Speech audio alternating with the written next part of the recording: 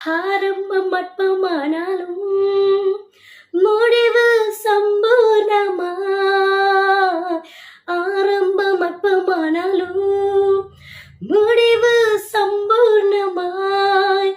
குறைவுகள் நிறைவாகட்டும், எல்லாம் குறைவுகள் நிறைவாகட்டும். என் வாழிச்சே செழிப்பாகட்டும், என் வாழிச்சே செழிப்பாகட்டும். Praise the Lord. இயேசு கிறிஸ்துவின் நாமத்துல இன்றைக்கு 6வது மாதத்துல நம்ம நின்று கொண்டிருக்கிறோம். நீங்களா எப்படி இருக்கிறீங்க? நல்லா இருக்கிறீங்களா? ஆண்டவருக்குள்ள இருக்கும்போது எப்போதுமே சந்தோஷமாக நீங்க இருக்க வேண்டும். இந்த மாதத்துல ஆண்டவர் கொடுத்த வாக்குத்தத்த வார்த்தை உங்களோடு கூட பகிர்ந்து கொள்ள போகிறேன். எடுத்துக்கொள்ளுங்க. யோபு எழுதின புத்தகம் 8ஆம் அதிகாரம் 7வது வசனம்.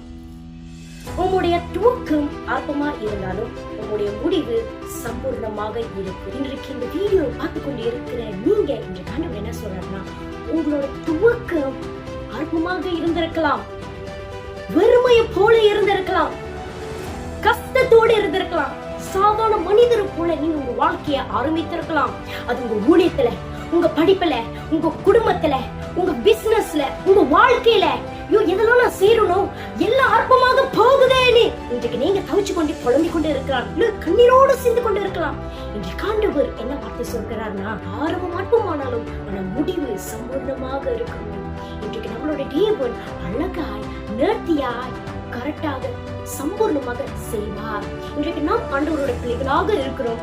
இன்றைக்கு எல்லா காரியத்தையும் ஆண்டவர் நேர்த்தியாக நமக்கு செய்து முடிப்பார். இன்றைக்கு நம்ம அப்பாட்ட நம்ம உண்மையோடு கேட்கும் போது நம்ம அப்பா எப்படி செய்யறாரோ அதேதான் நம்ம ஏசப்பா எதெல்லாம் நம்ம கேட்கிறோமோ அவர் செய்ய வல்லவராக இருக்கிறார். உலகத்தை காட்டிலும் நம்மளோடு கூட இருக்கிறவர் பெரியவர். நீங்க பிரமிக்கத்தக்கதாக ஆச்சரியமான காரியங்கள் ஆண்டவர் உங்க வாழ்க்கையில செய்வார், அற்புதமும் செய்வார். நீங்க காத்திருங்க, முடிவுக்காக காத்திருங்க. கர்த்தர் சம்பூர்ணமாக சேர்ந்து கண்ணால ஆண்டவர் பார்க்க செய்வார். நம்மளோட ஆண்டவர் சொன்னார்னா அவர் செய்து முடிப்பார். ஏன்னா அவர் மீண்டும் மீண்டும் மீண்டும் அவர் மாறாதவர். ஆண்டவர் உங்க குடும்பத்தாரையும் நீ செய்யற ஒவ்வொரு காரியத்தையும் ஆண்டவர் உங்களை ஆசீர்வதிப்பாராக. God bless you.